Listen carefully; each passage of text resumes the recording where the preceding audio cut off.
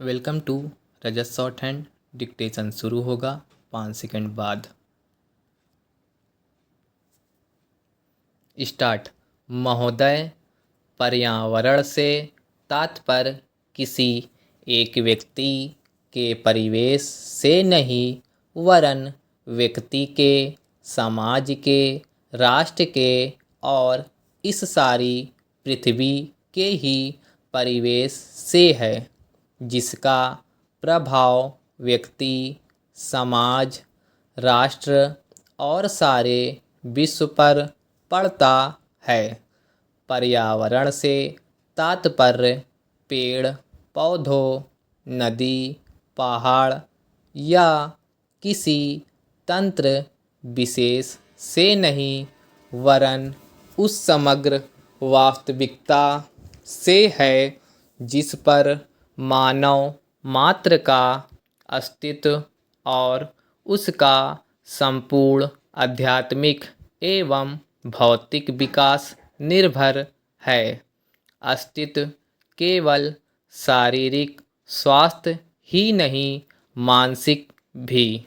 स्वस्थ शरीर में स्वस्थ मन ही अच्छे स्वास्थ्य की परिभाषा है।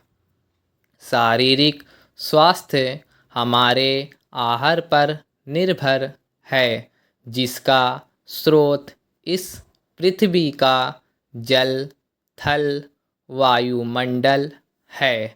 मानसिक स्वास्थ्य भी प्रकारांतर से इन्हीं पर निर्भर है, क्योंकि जैसा खाए अन्न वैसा बने मन। स्वस्थ जीवन पर सबसे अधिक प्रभाव हमारे चिंतन का, हमारी परंपराओं का और उन सब परिस्थितियों का पड़ता है जो हमारे ऊपर आरोपित है या की गई हैं या की जा रही है।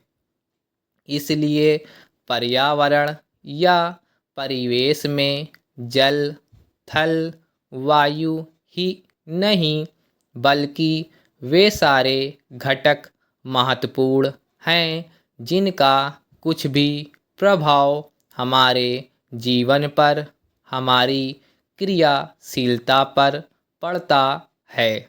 जैसे हमारे विचार, हमारे आचरण और हमारी परंपराएं एवं संस्कृति आदि। सदा से मानव की आकांक्षा उन्नति और विकास की रही है। जगत का अर्थ ही है गतिमान और गति दोनों ओर संभव है।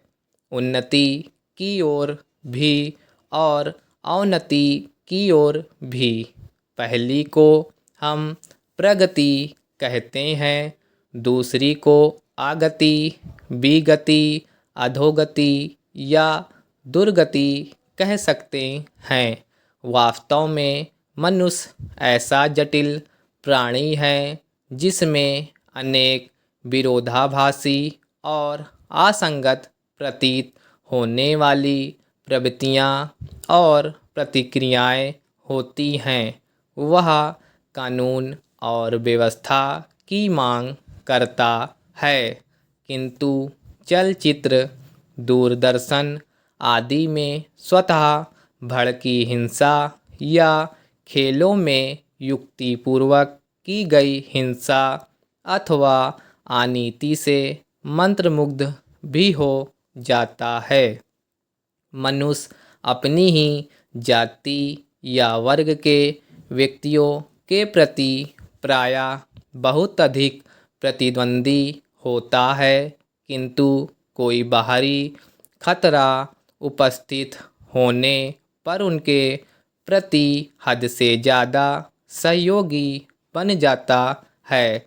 वह सड़कों पर या युद्धों में सामूहिक विनाश के प्रति उदासीन रहता है, किंतु किसी खान में फंसे हुए एक व्यक्ति या किसी कुएं में गिरे हुए एक बालक की रक्षा करने के लिए ढेरों साधन जुटा लेता है। कुछ विद्वान कहते हैं कि मनुष्य बंदर की संतान हो या ना हो, किंतु उसमें खालिस बंदर की द्वैध प्रकृति प्रायः ही होती है।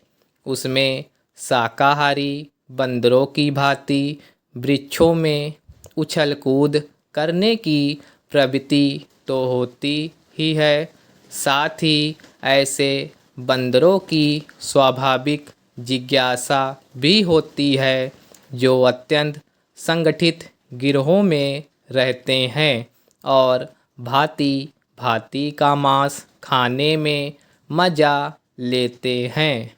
मनुष्य की ऐसी परस्पर विरोधी इच्छा आकांक्षाओं से निपटना असंभव होता है, फिर भी किसी प्रकार का संतुलित मध्यम मार्ग अपनाना अनिवार्य होता है। यही बुद्धिमानी का रास्ता है। विद्वानों ने मानव की मूलभूत आवश्यकताओं को 5 स्तरों में रखा है। स्टॉप।